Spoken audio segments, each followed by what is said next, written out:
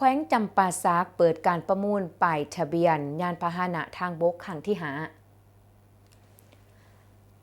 วันที่ 14 พฤศจิกายน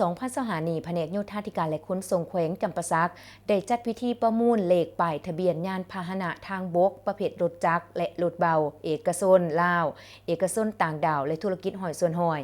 พิธีจัดขึ้นอยู่ที่แผนกโยธาธิการและขนส่งแขวงโดยการเป็นประธานร่วมของทานสุขสวรรค์เพ่งพระจันทร์รองหัวหน้าแผนกโยธาธิการและขนส่งแขวงทานพันเอกบุญสงฆ์จันทวงศ์ศักดิ์ห้องหัวหน้ากองบัญชาการป้องกันความสงบแขวงมีกองคุ้มครองพาหนะและการขับขี่แผนกโยธาธิการและขนส่งแขวงพร้อมคณะกรรมการจัดตั้งการประมูลนักธุรกิจผู้ประกอบการที่ยืนซองประมูลเข้าร่วมการประมูลป้ายทะเบียนยานพาหนะทางบกอยู่แขวงจำปาสักครั้งนี้เป็นครั้งที่5ที่มีการประมูลแบบเปิดกว้างสำหรับเลขป้ายทะเบียนที่นำมาประมูลในครั้งนี้ประกอบมีป้ายทะเบียนเลข4ตัวคือกันเลขสลับรวมทั้งหมด10เลขทะเบียนผ่านจากการประมูลได้เงินจำนวน700 ล้านกว่ากีบเงินดังกล่าวจะมอบเข้ากองทุนทางกระทรวงโยธาธิการและขนส่งหลังประมูลได้แล้ว